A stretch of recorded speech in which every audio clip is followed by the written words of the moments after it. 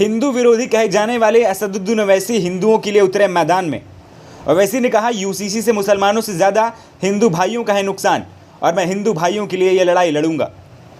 मैं हिंदू भाइयों को बताने आया हूं कि सरकार इस कानून से हिंदू भाइयों के धर्म पर हमला करने वाली है।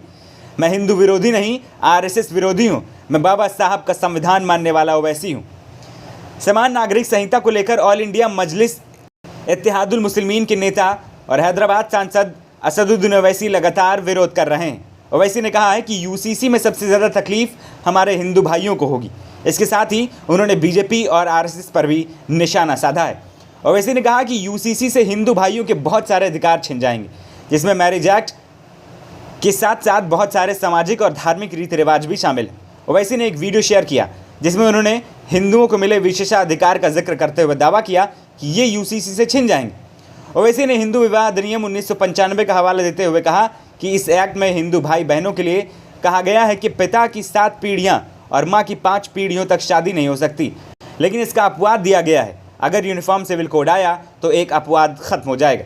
ओवैसी ने कहा कि हिंदू विवाह अधिनियम के सेक्शन 7 में कहा गया कि आप अपनी शादी में पारंपरिक रीति रिवाज के साथ शादी कर सकते हैं, लेकिन यूसीसी से ये भी चला जाएगा। हिंदू मैरिज एक्ट के सेक्शन 2 के सब सेक्शन का जिक्र करते हुए उन्होंने कहा कि हिंदू मैरिज एक्ट अनुसूचित जनजाति पर लागू नहीं होगी, लेकिन समान नागरिक संहिता आने के बाद एसटी भाइयों का भी हक छिन जाएगा। ओवैसी ने कहा कि सिर्फ हिंदू भाइयों को यह सहूलियत दी गई है कि अगर वे संयुक्त परिवार में रहते हुए कोई व्यापार शुरू करते हैं तो उन्हें टैक्स में छूट मिलेगी, लेकिन समान नागरिक संहिता लागू होने के बाद यह अधिकार उनसे छिन जाएगा। ओवैसी ने दावा किया कि 2015 का एक रिकॉर्ड बताता है कि इस कानून के तहत हिंदू भाइयों को 3065 करोड़ रुपए की टैक्स में छूट मिली थी। उन्होंने यह दावा किया कि गोद लेने में भी हिंदुओं को छूट मिली है। ओवैसी ने कहा कि यूसीसी से सिर्फ मुसलमानों को ही नहीं बल्कि दूसरों को ज़्यादा नुकसान होगा। अगर आरएसएस ये सोच रही है कि इससे सिर्फ मुल्ला जी लोगों को निशाना बनाएंगे तो आप हमारे नाम पर किसी और का नुकसान कर रहे हैं।